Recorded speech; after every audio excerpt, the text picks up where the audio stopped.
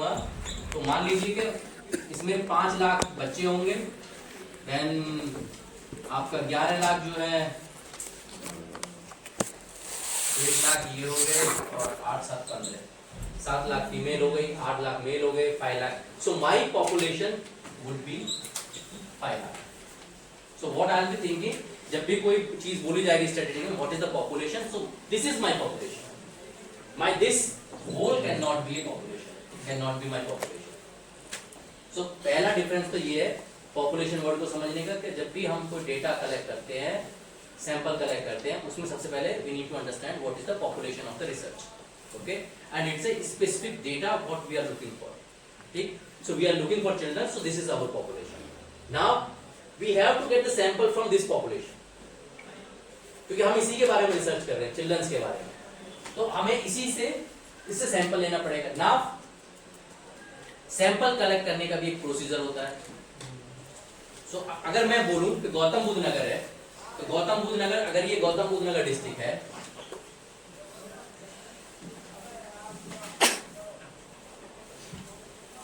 अब जीबी नगर को अगर पॉपुलेशन मुझे लेके आनी है, तो जीबी नगर तो बहुत बड़ा है, तो बेसिकली जो हमारे यहाँ पे ब्लॉक्स हैं, हर डिस्ट्रिक्ट में ब्लॉक्स होते हैं इंडिया के पॉइंट ऑफ व्यू से. तो बेसिकली उसमें आपके यहाँ पे 4 ब्लॉक है गौतम बुद्ध नगर में. ओके, गौतम बुद्ध नगर से कौन है, कोई है? हाँ, कौन से ब्लॉक है? दादरी जेवर, दादरी जेवर, ग्रेटर नोएडा, दादरी जेवर और नोएडा जेवर, ओके, और गाजियाबाद है शायद. गाजियाबाद गौतम बुद्ध नगर में आ रहा है? गाजियाबाद में जेवर, सदर सदर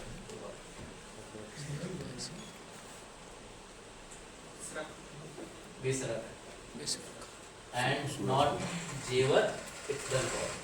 दनकौर.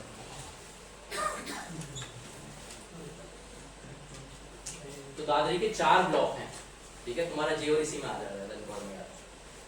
अभी तक ये अलग नहीं हुआ क्योंकि पॉपुलेशन जो है, जब ब्लॉक्स जो बनते हैं वो आपके अकॉर्डिंग टू द पॉपुलेशन बनते हैं, एंड इसीलिए जो भी असेंबली इलेक्शंस होते हैं या उनके लिए जो मेंबर्स दिए जाते हैं वो उसके अकॉर्डिंगली दिए जाते हैं. So now we know that कि अगर मुझे देखना है 4 ब्लॉक है, अब मुझे 5 लाख की पॉपुलेशन है. So now this 5 lakh population will be divided into the 4 part. Okay, अब 4 पार्ट के हिसाब से इक्वल पार्ट कितना होगा? 2.5 1.25. so that means 1.25 is comes as an fourth part, right?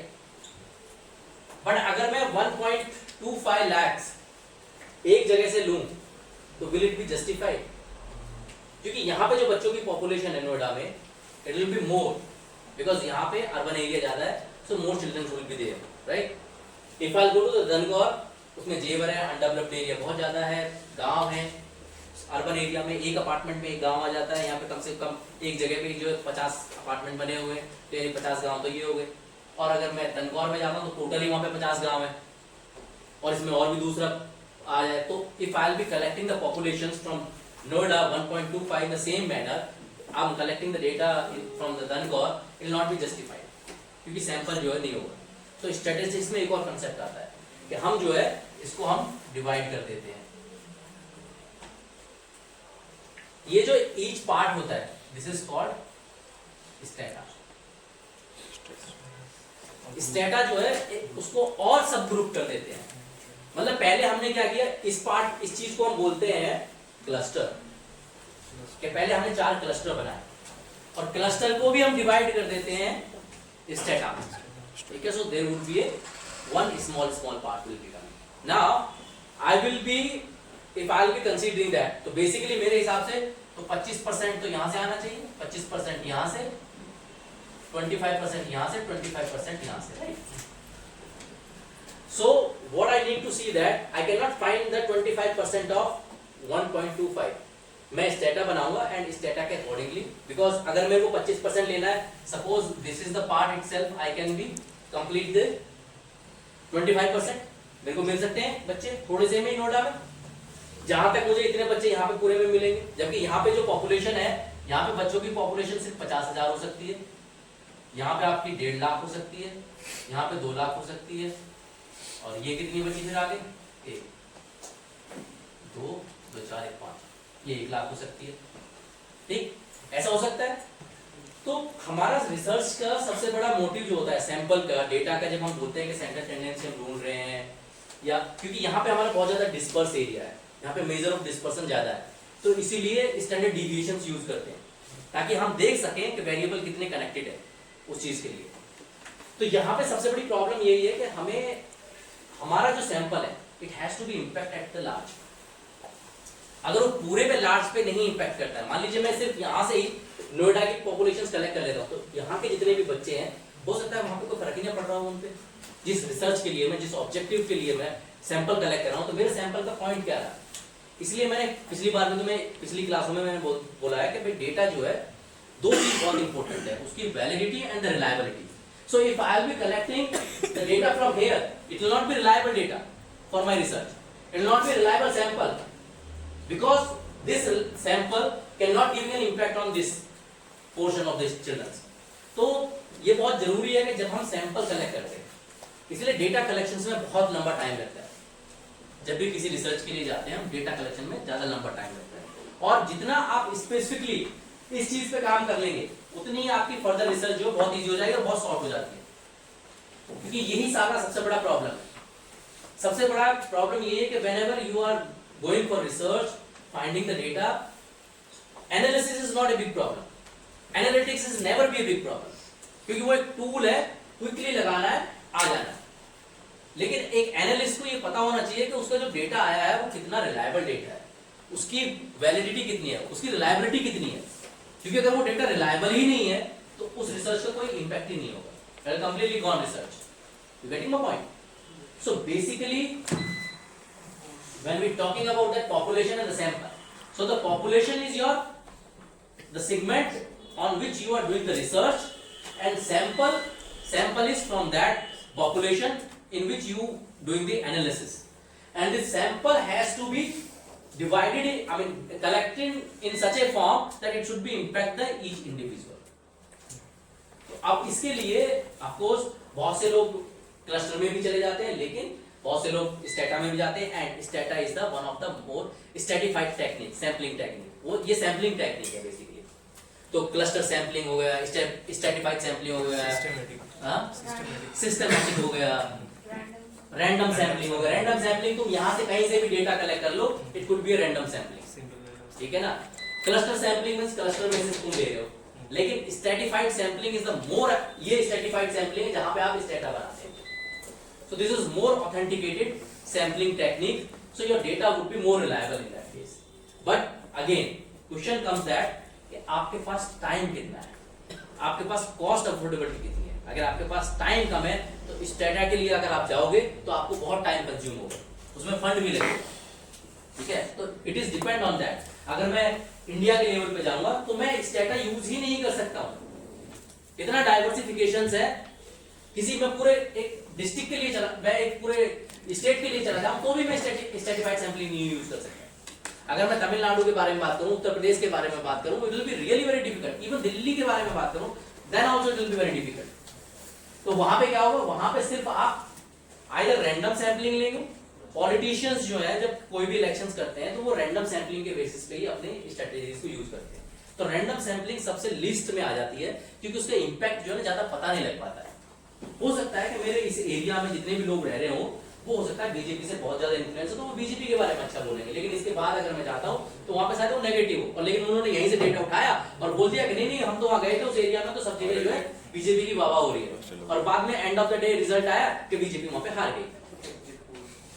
हाँ, मतलब मैं पॉलिटिकल सिर्फ वर्ड यूज कर रहा हूं, तो here is nothing like to be discuss about the politics. तो बेसिकली जो भी चीज है, मतलब कहने का मतलब ये है कि जो सैंपल है, सैंपल का इंपैक्ट जो है वो लार्जर होना चाहिए, और वो आपको भी देखना है कि भाई आप किस तरह से उसको, आप किस तरह की रिसर्च पे काम कर रहे हैं, किस तरह से आपको, यानी कि अगर मैं ये मान के चलूं कि यहाँ पे जो है सिर्फ एक ऐसा बंदा है जिसकी लोगों पे इन्फ्लुएंस है, तो सिर्फ वो से पूछ के चला जाए, दूसरे एरिया में इसकी बड़ी इन्फ्लुएंस है, इससे जाके पूछ लिया उन्होंने, या मनीष से जाकर पूछ लिया उन्होंने, तो ये हो गया कि भाई हाँ ठीक है, एक बंदे से पूछा, उनको पता लग गया लोगों को इंक्लाइनेशन वहां पे है, सिर्फ वो लोग मानते हैं अगर वो कह रहा है बीजेपी को वोट जाएगी तो बीजेपी को वोट जाएगी, समझ रहे हैं? तो ये आपकी इस तरह से आप उसमें आप क्लस्टर बना सकते हैं या स्टेटा बना सकते हैं। तो ये तरीका है सैंपलिंग करने का। Will be coming back to the same topic के लिए। ये बंद हो गया क्या? लाइट चली। वो लाइट चलेगी कुछ देर तो चल रहा है। नहीं सर, हो गया सर आज। अच्छा, यूपीएससी औकात की चल रहा है। बताइए क्या? ये किसी के पास ऑलरेडी है तुम्हारे पास अभी स्लाइड भी तो नहीं? थोड़ा बताओ यार इसको। तो basically when we talking about that कि आज का जो हमारा टॉपिक था वो सिर्फ ये था, सर ने खुद ही आज का जो टॉपिक 5 मिनट छोड़ने के लिए बोल रहे थे, जल्दी उठ जाओगे। Thank you sir, thank you sir. नहीं मैं छोड़ ही नहीं रहा, थैंक यू। दिक्कत हो गई भाई। मैं बहुत निर्दयी फैक्ट्री हाँ भाई, हैकर है भाई, हैकर है। हाँ वेंकटेश, बिल्कुल भाई। What are you hacking? 1 घंटे से लग रहा भाई। Blue screen error, factory hacking, blue screen error, hacking का factory, what are you? Blue screen error, ऐसे नहीं होते। विंडोज। ओके, हो गया चलो। कौन से बच्चों को बिहार है तुम्हारे जो इतनी जल्दी डिस्कशन में पहुंच जाते हो कि भाई बहुत ही ज्यादा बिजी है, क्या करें? जरूरी था बात करना सर। अभी समझा रहा था कि एमबीए के स्टूडेंट ऐसे नहीं होते। चलो भी यार। मैं करना अरे नहीं दे। मधुर भाई का क्या होगा इसमें नाचना, घोड़े का घोड़ा थोड़ा सा मुझे दे। Okay, so now coming to the point like defining the central tendency. Okay, so central tendency, of course, as I told you, it's the measure of central point of any data. Okay, but इसमें भी बहुत सारी problem, जैसे central tendency में problem क्या है? अगर आप अर्थमेटिक मीन निकाल रहे हैं, किसी डेटा का सेंटर निकाल रहे हैं,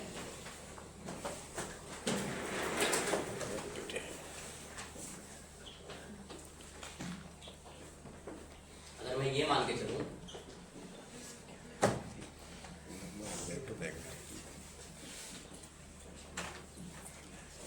ये स्टूडेंट है और मुझे एवरेज निकालना है तुम लोगों के मार्क्स में। Yes, tell me.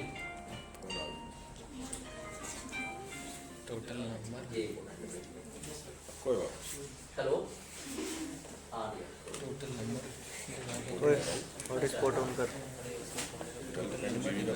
Number of students, average. वही तो तुम भाड़ में भाई में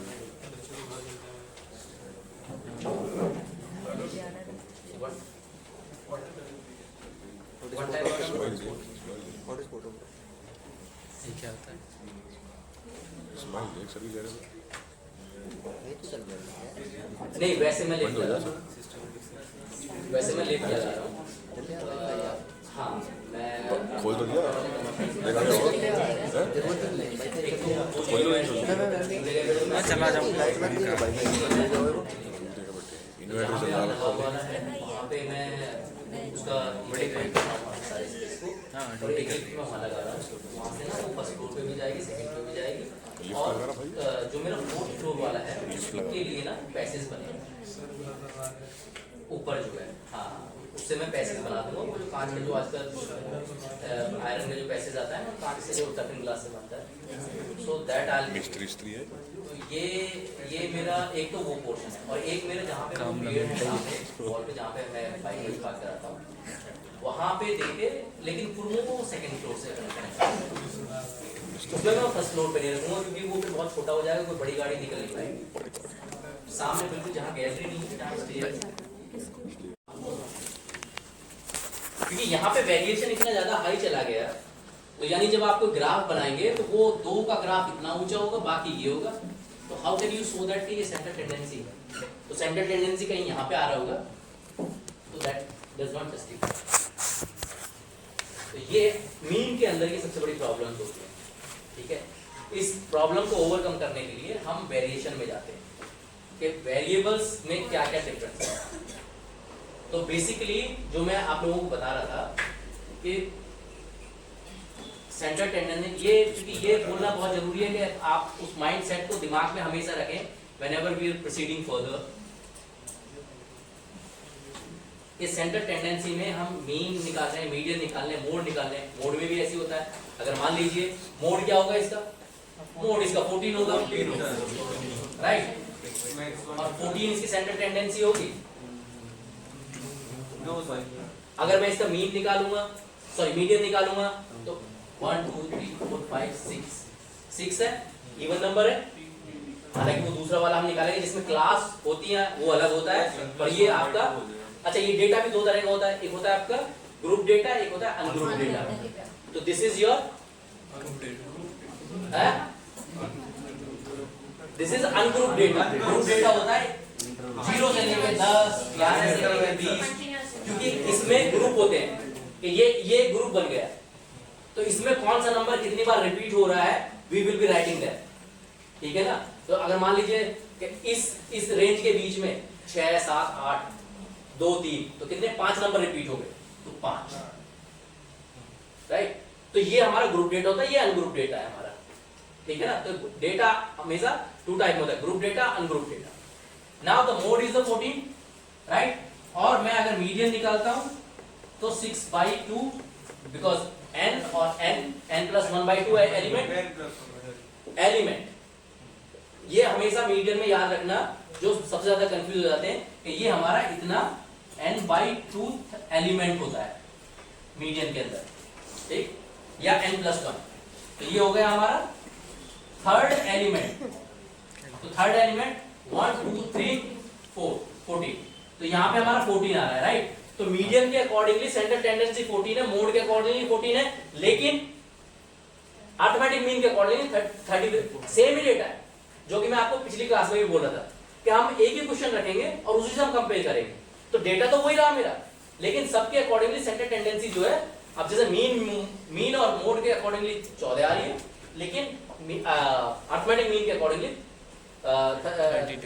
34.5 आ रहा है। तो मीडियन में होता है ना, साइड से कैंसिल करते हैं, बीच में जो बचता है, जो पेयर बनता है, पेयर हटाते जाते हैं, जो बीच में बचता है इसमें मीडियन में।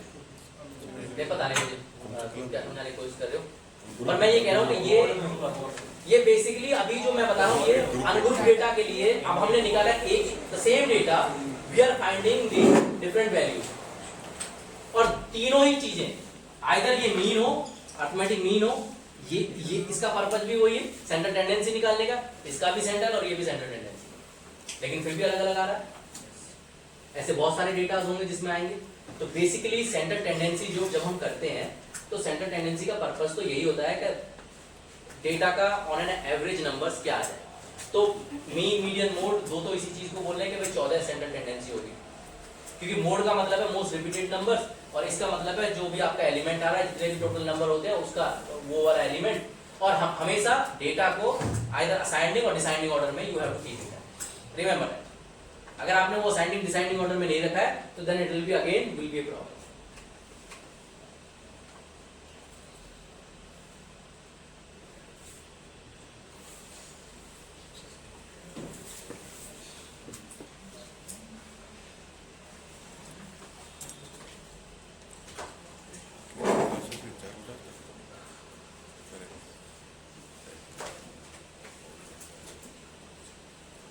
पर्पस जो है आपको बताइए, है पर्पस जो है इसका बेसिकली कंडेंस द डेटा। जो हम पीवट टेबल की बात कर रहे हैं, बेसिकली जितने भी स्टैटिस्टिकल टूल होते हैं, सबका ये मेन पर्पस ही होता है। जैसे कभी एग्जाम लिखना होता है ना, तो कुछ एडवांटेज ऐसे होते हैं जो हर किसी के ही होते हैं, ठीक है ना। अब जैसे स्टैटिस्टिक्स में अब आप कोई भी बात करेंगे कि भाई डेटा को सिंक्रोनाइज करने का पर्पस जो है, तो it will B save the time, it will B data को जो है बहुत सिंक्रोनाइज कर देगा, उससे टाइम बच जाएगा। तो ये एक एडवांटेज आप कहीं भी लिख दीजिए, सब हर किसी भी क्वेश्चन में पूछा जाए कि इसका एडवांटेज होता है, तो कि इसमें डेटा जो है सिंक्रोनाइज हो जाता है, इसमें डेटा जो है टाइम सेव हो जाता है, क्योंकि पर्पस ही वो होता है। तो लेकिन जो यूनिक है, अब ऐसे जब स्टूडेंट ऐसे नंबर देते हैं, तो हम भी नंबर में जो है जहाँ एक नंबर देना हो वहाँ आधा नंबर दे देते हैं, क्योंकि बहुत जर्नल पॉइंट है। जो सबको पता है। तो even we expect when we are evaluating, तो असेसमेंट के टाइम पे हम भी देखते हैं कि स्टूडेंट ने something what they are telling us, कि भाई वो अलग क्या बता रहा है। To find the single score that is the best representation of the entire group, that is what I mean to say that कि जब मैं सैंपल के बारे में बता रहा था कि स्टेटा निकालते हैं तो एक वो नंबर जो है ना होल ग्रुप को रिप्रेजेंट करे। जैसे अभी हमारे यहाँ पे 14 पूरे ग्रुप को रिप्रेजेंट कर रहा था या नहीं कर रहा था, I mean that is question नहीं करेंगे क्योंकि 6 का ही डेटा था और 4 लोगों को रिप्रेजेंट कर ही रहा था वो, राइट, कितना है ना। तो 4 लोगों को डेटा रिप्रेजेंट कर रहा है तो मतलब ठीक है, वहाँ पे तो जा ही रहा है, लेकिन बड़ा नंबर होगा तो कैसे करेंगे। तो बेसिकली कहने का मतलब ये है कि single score that is the best representation of the entire group and facilitate the comparison between the data. ठीक है, ये बहुत general point of view theoretical है, कोई इसमें कोई ज्यादा सोचने वाली बात नहीं है। आपकी जो स्टैटिस्टिक्स होती है, जो डेटा होता है, अब जैसे मैं बोल रहा था कि भाई ये जो डेटा जब हम कलेक्ट करेंगे इसके भी टाइप्स होते हैं, ठीक है ना। अब जैसे one is the descriptive data, जहां पे आपके describe data you will be getting, okay. जो हिस्टोरिकल फॉर्म के जितने भी होते हैं वो आपके सब डिस्क्रिप्टिव डेटा में ही आते हैं। जैसे किसी मोहनजोदड़ो हड़प्पा के बारे में अगर हम खुदाई कर रहे हैं तो वहाँ पे जो डेटा निकलेगा वो डिस्क्रिप्टिव डेटा निकलेगा, क्योंकि उसको चेंज ही नहीं कर सकते, ठीक है। तो वो डिस्क्राइब किया हुआ डेटा है, you can not change it. Focus on collecting, summarizing and representing the data sets like average age of the citizens who voted winning candidate in the last presidential elections। मतलब ये तो simple सी example है, पर कहने का मतलब ये है डिस्क्रिप्टिव डेटा जहाँ पे आप डायरेक्टली जिस डेटा के थ्रू आप डिस्क्राइब कर रहे हैं किसी चीज को, आप किसी चीज को बताने की कोशिश कर रहे हैं, जिसको आपको कुछ नहीं करना, सिर्फ डिस्क्राइब कर देना, तो यानी वो डेटा जो चेंज नहीं हो सकता है। जैसे इसीलिए हिस्टोरिकल में हमेशा डिस्क्रिप्टिव स्टैटिस्टिक्स यूज होती है। जब भी हम कोई भी हिस्टोरिकल चीजें निकालते हैं तो उसमें हमारे हमेशा ही डिस्क्रिप्टिव होती है, you can not go for something else. जैसे ये आगे हमारा इन्फ्रेंशियल स्टैटिस्टिक्स है, ये नहीं हो सकता उसमें, क्योंकि इसमें क्या है, analyse the sample data to draw the conclusion about the population. Population क्या, वहां पे कहां से सैंपल कलेक्ट करेंगे, किस पॉपुलेशन के लिए करेंगे, वो तो ऑलरेडी हो चुका है, जो बीत चुका है उसमें तो कुछ कर ही नहीं सकते। तो इन्फ्रेंशियल्स हमेशा जितना भी होगा वो आपको जो पॉपुलेशन होगी, जहां से आप इन्फ्लुएंस हो रहे हैं, जहां से आप निकाल रहे हैं, जहां से आप कुछ चीज को देख के लेके आ रहे हैं, तो वो आपका इन्फ्रेंशियल्स स्टैटिस्टिक्स में आ जाएगा। क्लियर, ठीक। पानी पी ली थोड़ा सा ठंडा, तबीयत खराब है, अबे सभी की खराब चल रही है भाई, मेरी भी खराब चल रही है, मैं फिर भी इतना बोल रहा हूँ। चलिए, this is I already explained to all of you that you know what is the population, what is the sample, parameters, okay, and the variables। दो चीज आगे, ठीक है ना, पैरामीटर और variable. So parameter is the numerical measures that describe the characteristics of the population, यानी कि as, जैसे हम कॉलम बनाते हैं, जो भी हेडिंग होगी ऊपर की, एज होगा, उसमें जेंडर डाल देंगे, तो जेंडर है, एज है, सैलरी है, तो ये सारा आपका पैरामीटर्स हो जाएगा। और आगे जब हमारे वेरिएबल्स होंगे, वेरिएबल्स जो है बेसिकली जिनसे आप डेटा कलेक्ट कर रहे हैं, या जो डेटा है बेसिकली वो आपका वेरिएबल होता है। कैरेक्टरिस्टिक्स ऑफ द आइटम और individual that is analysed using the statistics, यानी जो नंबर हम कलेक्ट कर रहे हैं वो आपका वेरिएबल होता है। यानी हर एक बंदा एक वेरिएबल है। जैसे मेडिकल में बोलते हैं ना, सब्जेक्ट बोल देते हैं, हर एक बॉडी को सब्जेक्ट बोल देते हैं, तो ऐसे ही स्टैटिस्टिक्स में हर एक सैंपल को, हर एक नंबर को वेरिएबल बोलते हैं, क्योंकि उस नंबर का दूसरे नंबर के साथ में क्या लिंक है वो ही हमें एनालाइज करना होता है, उसका इंपैक्ट कहां तक जा रहा है, समझे। तो पैरामीटर जो है वो आपको पता लग गया। पॉपुलेशन सैंपल्स मैं ऑलरेडी बता चुका हूं, ठीक है। Okay, types of variable. अब वेरिएबल्स में भी टाइप होते हैं, okay.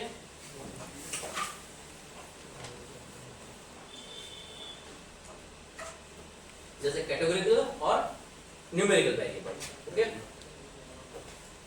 The values of these variables are selected from the established list of category। किसी स्पेसिफिक कैटेगरी से सेलेक्ट करेंगे। न्यूमेरिकल वेरिएबल जो आपके नंबर्स में होंगे, जो भी कोई डेटा होगा जिसमें आप, जैसे कि किसी का एज है तो वो आप नंबर में बताएंगे। अब जैसे जेंडर है तो आप क्या बोलेंगे, मेल और फीमेल, राइट, उसमें कोई नंबर नहीं होगा, उसमें मेल एंड फीमेल होगा, तो वो कैटेगरी में आ जाएगा, ठीक है। और अगर कोई एज है तो वो न्यूमेरिकल होगा, वो नंबर्स में आएगा। तो आपका डेटा भी दो तरह का हो गया, ठीक है, क्लियर है।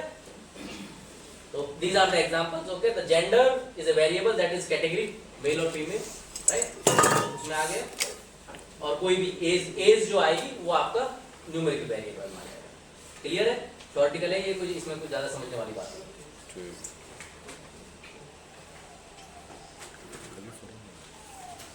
लटपट जरूर लेना भाई, ठीक है ना? और ये कोई प्रूफ नहीं है, ठीक है ना? ये बहुत सिंपल सी चीज है। अब ये सैम्पलिंग है, जैसे मैंने बताया कि आपको जो डेटा जब कलेक्ट करते हैं तो आपका सैम्पलिंग भी दो तरह की होती है। एक सैम्पलिंग प्रोबेबिलिटी सैम्पलिंग, एक होती है आपकी नॉन प्रोबेबिलिटी सैम्पलिंग। तो यानी कि जो आपकी नॉन प्रोबेबिलिटी सैम्पलिंग है, मतलब सर्टेन श्योर शॉर्ट होना ही होना है। प्रोबेबिलिटी मतलब प्रोबेबली ये होगा या नहीं होगा, राइट?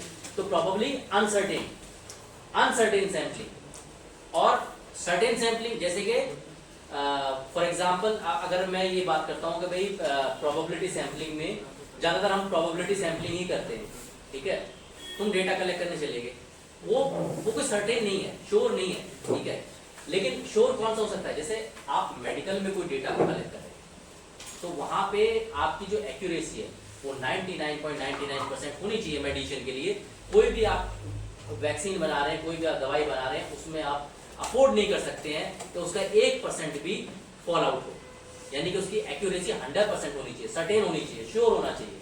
तो उसमें जो भी आप सैंपल कलेक्ट करेंगे वो आपके नॉन प्रोबेबिलिटी सैम्पलिंग में आएंगे। और प्रोबेबिलिटी सैम्पलिंग जो भी आपकी मार्केटिंग रिसर्च होती है, एचआर रिसर्च होती है, जितने भी आप सर्वे कलेक्ट करते हैं वो सारे नॉन प्रोबेबिलिटी सैम्पलिंग में आते हैं, क्योंकि वहां पे प्रोबेबली वो होगा या नहीं होगा, आज हो रहा है कल नहीं होगा। लेकिन नॉन प्रोबेबिलिटी में मतलब जो आज भी है कल भी है रहेगा, तो वो हमेशा सर्टेन चीज है, तो वो होनी है। तो यानी आपके बहुत सारी चीजें ऐसी होती है कि जब आप किसी चीज के लिए एनालाइज करते हैं तो ये जरूरी नहीं है कि डेटा जो है हमेशा अनसर्टेन डेटा के बारे में ही बात करें, सर्टेन डेटा के बारे में भी बात करते हैं, राइट? स्टूडेंट्स के नंबर्स हर बार आते हैं तो हर बार चेंज हो जाते हैं, तो वो प्रोबेबिलिटी सैम्पलिंग में आ जाएगा कि अगर हमें स्टूडेंट की परफॉर्मेंस देखनी है तो हम उसमें हर बार नंबर चेंज होके आ रहे हैं।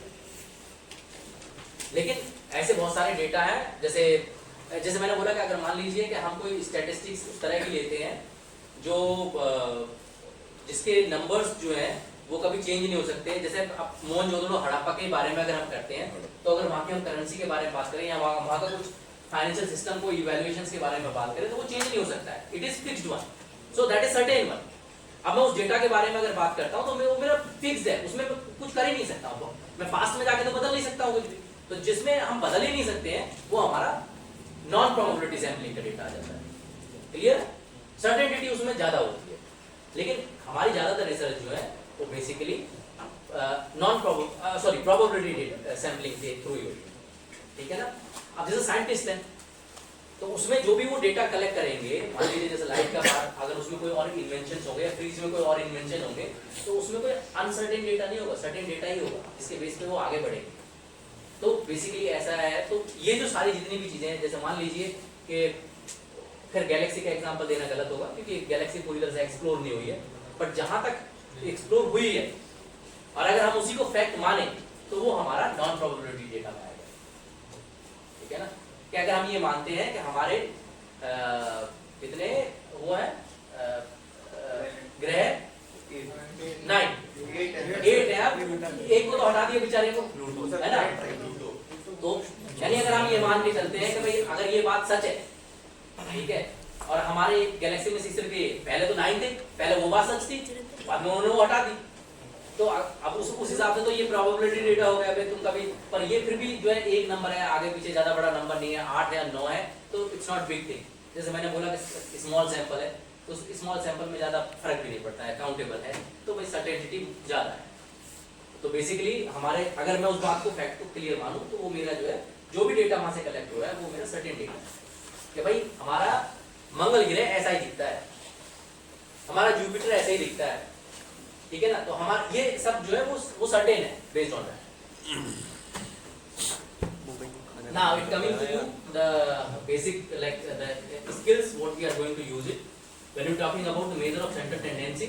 Like when we speak about the average, we are referring to the mean, right? I already explained about that. The sum of the total item divided by the number of the items. You all know about that, right? Very easy. So nothing है, चीजें हम already पहले discuss कर चुके थे। तो ये theoretical aspect है ना, मैं तुमसे एग्जाम में पूछूंगा ना, इंटरनल में पूछूंगा ना, एक्सटर्नल में तुम्हारे में आएगा। पर ये समझने के लिए जिनका स्टैटिस्टिक्स का पहले से कोई नॉलेज नहीं है उनके लिए है, या उन्होंने नहीं बिल्कुल ही नहीं पढ़ा, जिसने थोड़ा बहुत भी पढ़ा हुआ है इट विल बी ओके। सही में कुछ नहीं आता। तुम्हारे लास्ट टाइम में क्वेश्चन बनाए थे मैंने, ज़्यादातर सब न्यूमेरिकल ही थे। पास कर दो बस। करोगे 200%। मेरा तो कोई स्टूडेंट फेल नहीं हुआ पिछले सेशन में। Thank you. और बाकी अभी भक्ति मैम जब मेरे को क्वेश्चन पेपर बनवाएंगे तब वो बताएंगे, क्योंकि जब मैंने लास्ट ईयर पढ़ाना शुरू किया था तो उस टाइम पे 3 स्टूडेंट फेल हुए थे बस। तो उन्होंने मेरे को 3 स्टूडेंट का रिकॉर्ड बोला था कि सर इनका भी आप ही को करना पड़ेगा। ठीक है मैम। तो वो पिछले साल के थे। और जहाँ तक मैंने अपने सीनियर से जो पूछा है, आई थिंक सभी ने बहुत अच्छे स्कोर लेके आए, सभी बहुत अच्छे से पास हुए, score very well all of them. But important ये है कि जो यहाँ पे पढ़ाया जा रहा है उसकी प्रैक्टिस जो है 2 बार 3 बार अपने आप जरूर कर लो। अगर उसकी प्रैक्टिस नहीं करोगे तो then the chances to get fail. अगर प्रैक्टिस कर ली तो 100% पास। क्योंकि मैं बहुत एलोब्रेशन के साथ जो है मैं क्लासेस लेता हूँ, और इसलिए मेरे साथ प्रॉब्लम हो जाती है। जो तुम्हारे जो पिछले सर थे जैसे वो बोल रहे थे, मेरे साथ भी यही प्रॉब्लम है। मेरा भी लेक्चर बहुत एक्सटेंड हो जाता है क्योंकि एलोब्रेशन बहुत ज़्यादा हो जाता है। ये तो मैं तुम लोगों के लिए फिर भी बहुत स्लो चल रहा हूँ, मतलब जैसे तुम्हारी सीनियर्स के लिए मेरा और भी स्लो था एक्चुअली। फिर मेरे को रियलाइज हुआ यार इतना स्लो चलने से तो थोड़ा सा मैं फास्ट हूँ इस बार तुम्हारी, फ्रैंकली स्पीकिंग। एक्सटर्नल की नहीं करूँगा, इंटरनल तक तुम्हारे 60 नंबर तक मैं चाहिए। बता दीजिए। हाँ सही बात है। और 200% ये दिमाग में बैठा लो कि तुम कितनी भी बटरिंग कर लेना, तो मैं नहीं बताऊंगा। हाँ प्रैक्टिस क्वेश्चन वो मैं तुम्हें दे दूंगा, वो तुम बुक से अपना और ढूंढ लेना, कुछ मैं दे दूंगा, कुछ और अपने आप करते रहना। तो बट आएंगे सिमिलर टाइप की जो है तो, लेकिन ये मत एक्सपेक्ट करना तुम कितनी भी कोशिश करोगे मैं बिल्कुल नहीं बताऊंगा। नहीं वो मैं बहुत क्लियर बता के चल रहा हूँ। और तुम अगर ये सोचो कि मेरी पीपीटी में कुछ पढ़ा है तो इसमें कुछ नहीं पढ़ा, तो ये तो मेरे ही लिए है बस, क्योंकि इससे तो मैं बहुत ज़्यादा अलग एक्सप्लेन करता हूँ। ये तो सिर्फ आप लोगों के लिए रिव्यू के लिए होती है। हाँ इसमें कुछ क्वेश्चंस वगैरह पढ़े रहते हैं जिनको आप प्रैक्टिस कराते हैं, जैसे हम क्लास में कराते हैं, तो it's all about the practice. तो प्लीज़ मैंने यही बात उनको तब भी बोली थी, और हालांकि उन्होंने मेंटेन करी कि जो प्रेजेंस थी स्टूडेंट की वो बहुत ज़्यादा रही, और जबकि पिछली बार सेशन जो है बहुत लेट शुरू हुआ था। I said could not find any faculty for the business analytics, तो उन्होंने मेरे को फरवरी के मिड में अप्रोच किया था।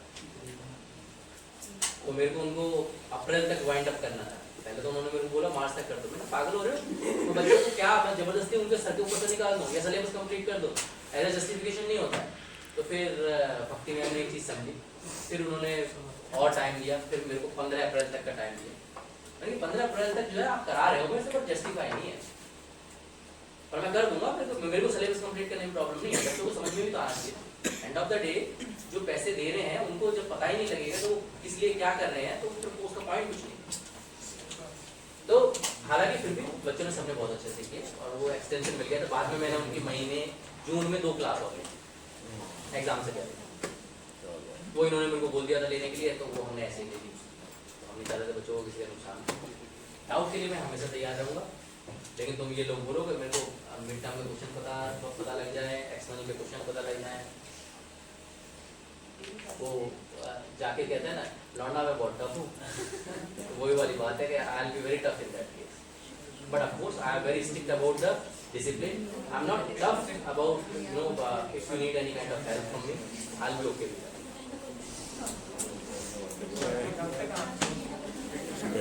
जाके तुरंत वहाँ पहुँच गए, ये नहीं स्ट्रेटेजी पे रुका। ठीक है, this is the क्वेश्चन तो पहले। अरे अभी तो टाइम भी बचा हुआ है मेरे पास, नहीं है मेरे पास 4:30 से ऊपर था। 4:30 बजे तुम्हारा सीनियर खत्म होता है। तुम्हारे लिए तो मेरा और 4:45 है। 31 हाँ 4:24 4:19। मैं तो 5 बजे से पहले नहीं छोड़ रहा। हाँ बताओ सर लगातार रहने दो सर, कल रात जरा टाइट थे सर।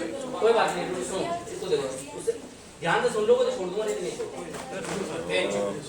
वो नहीं लगती क्या बेटा वो काम नहीं पाओगे। पता है कोई ना कोई तो बोलेगा ही, कैंसिल, मेरी डील कैंसिल हो जाएगी। Fine, come to this question. Okay, ये सो गया। अर्थमेटिक मीन है, यहाँ पे हमारा ग्रुप डेटा आ गया है। मैंने पहले बताया अनग्रुप और ग्रुप डेटा। तो बेसिकली आप लोगों को ज्यादातर जितना भी मिलेगा वो ग्रुप डेटा ही मिलने वाला है। तो जनरली अनग्रुप डेटा, नहीं अनग्रुप के चांसेस बहुत होते हैं। जैसे हम पिवट टेबल में कर रहे थे, सारा अनग्रुप डेटा ही था, लंबा चौड़ा तो मैंने किया ना असाइनमेंट के लिए, ऐसा नहीं है, वैसे मिल सकता है। अच्छा, इसमें बस इसमें थोड़ा सा ये है कि कैलकुलेशन थोड़ी सी डिफरेंट हो जाती है। तो now of course the formula is f is the frequency. Frequency means how many time frequently the number is repeating. As I told you कि एक 0 से लेकर 50 में कोई नंबर है, we don't know that those numbers, but they are total 78 numbers are. So they are frequency, the frequently appearing between this class is the 78. इसके बीच में जो आ रहे हैं वो 123 है। अब मान लो ये किसी एम्प्लॉय की सैलरी है, 0 से 50,000 के बीच की जो सैलरी है वो किसी कंपनी में 78 एम्प्लॉयज है। ठीक है, सो द फ्रीक्वेंसी जिनको 50,000 तक सैलरी मिल रही है वो 78 है। ठीक, जनरली हम कैलकुलेशन के टाइम पे 0 to 50, 50 to 100, 100 to 150 वो हम कैलकुलेशन के लिए कर देते हैं स्टैटिस्टिक्स में। हालांकि वो थोड़ा सा गलत हो जाता है क्योंकि 50 ऑलरेडी हम काउंट कर लेते हैं, तो उसको दोबारा क्यों काउंट करें। तो ये बहुत बार स्टूडेंट्स कंसर्न रहता है कि सर यहाँ पे तो खैर मैंने 51 किया हुआ है, पर जनरली यही हो जाता है ना कि वो 50 to 100 कैलकुलेशन आसान हो जाती है और कुछ कोई कारण नहीं। स्टैटिस्टिक्स में जिस भी किताब में तुमने 10वीं में पढ़ा है या बड़ी दूसरी क्लासों में पढ़ा है, उसमें सिर्फ मेक इट इजियर कि आप लोगों को अंडरस्टैंडिंग के लिए वो आसान रहे, इसलिए होता है। रियलिटी में तो यही सिनेरियो होता है। ठीक है ना, एक नंबर ऑफ कोर्स आगे से जाएगा। इन दोनों का डिफरेंस, अब मिड पॉइंट क्या है? Mid point of each group class. Okay, and then total number of the occurrence.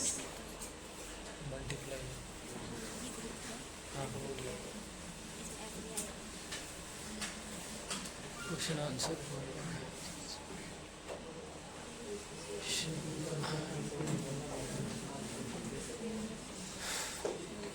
कैसे करेंगे? फॉर्मूला है आप लोगों के सामने, सवाल मैंने दे दिया है, क्वेश्चंस मैंने दे दिया है, पैरामीटर्स मैंने बता दिए हैं। अब इसको कौन सॉल्व करेगा?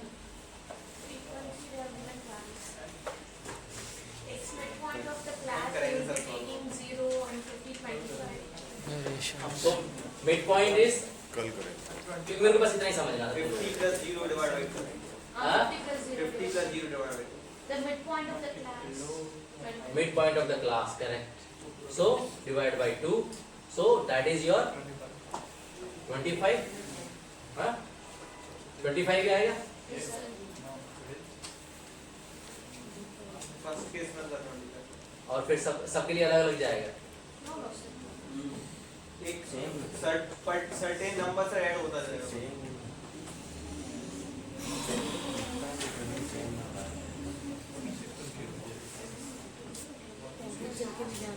उनको बुड्ढे का दूध हो रहा है, मुझे बुड्ढे का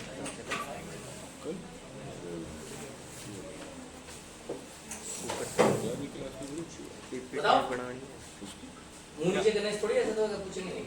है। और श्वेता की नाम ग्रुप वाइज श्वेता अरे इसने गूगल कर दिया। नहीं सर, वो बुड्ढे की हरामी क्लास है, बाकी सब सही है। हाँ बताओ भाई। परसों को जो है दोनों की है, श्वेता वो की तो आइडिया बुड्ढे होगा। की। ग्रुप वाइज केपीटी में हाँ, कुछ भी आइडिया नहीं है। तेरे ग्रुप में बेटा क्या कह रहा है? ये सुबह हरीश को सही कर कर लेगी निकेश तो बहन तो सही है। हाँ, वो रहेगा। अच्छा, अब ये क्लास रहने है, दे। फ्रीक्वेंसी है, नीचे मेरे को मिड और पॉइंट का एक कॉलम बनाना है, ठीक है? वो भी ठीक ठाक ही है, हैं? वही हुआ सर। हो जाएगा। वही होगा? क्या लेकिन बना देंगे, मैं तो बता दूंगी। क्लियर है? नहीं sir,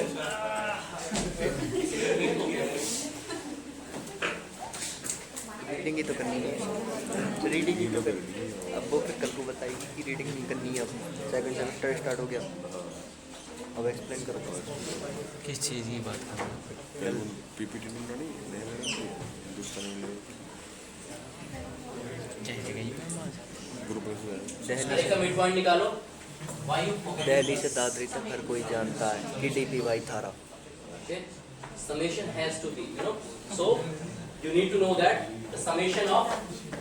So when we talking about summation of f into x, right?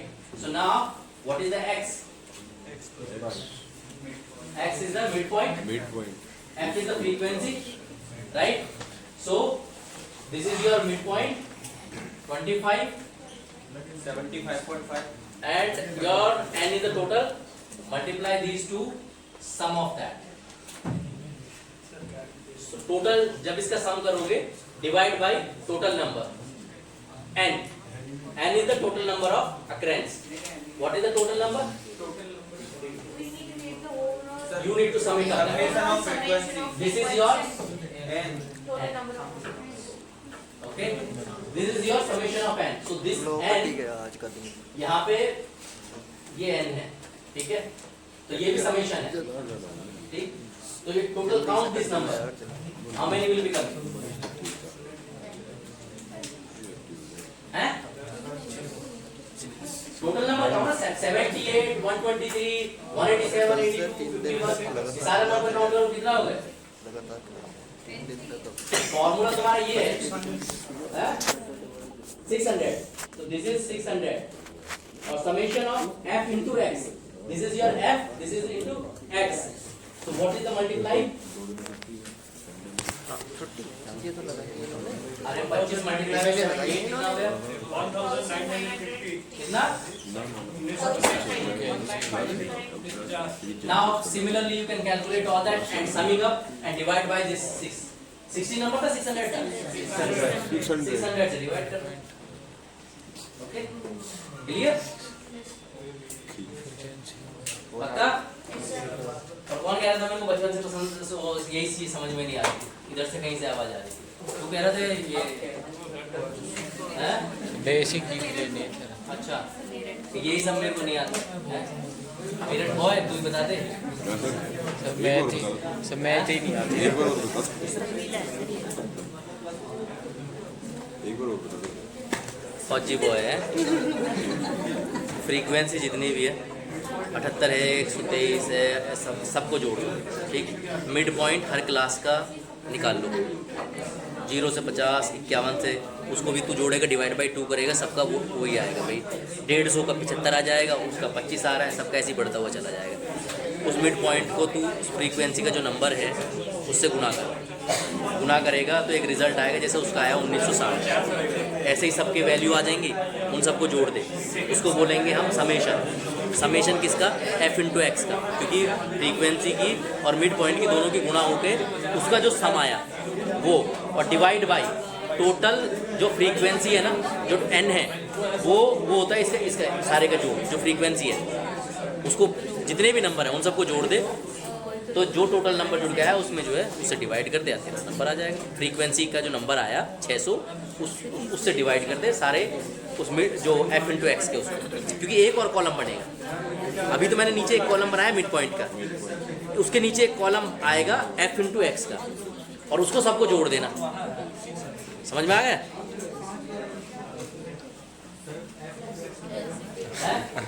f into x बेटा, जितने भी f इंटू एक्स आगे सारे के सारे हमारी पढ़ रहे हैं, कुछ शर्म कर। तो तेरे को समझ में आ गया है ना? आप दोनों को मैंने बोला कितना आ रहा समझ में, इसीलिए तो कह रहा इधर बैठा वो, तो उसने पूछी समझ में आ गया, वो कुछ पूछ रहा था, वो पता नहीं कैसे करके, तो फिर वो कंफ्यूज हो गया कितना बोला। मैंने बोली मैं स्टार्टिंग में, मैंने ना बोली स्टार्टिंग में क्या चीज़ मैंने कि मेरे को मैं बहुत सही पूछ रहा।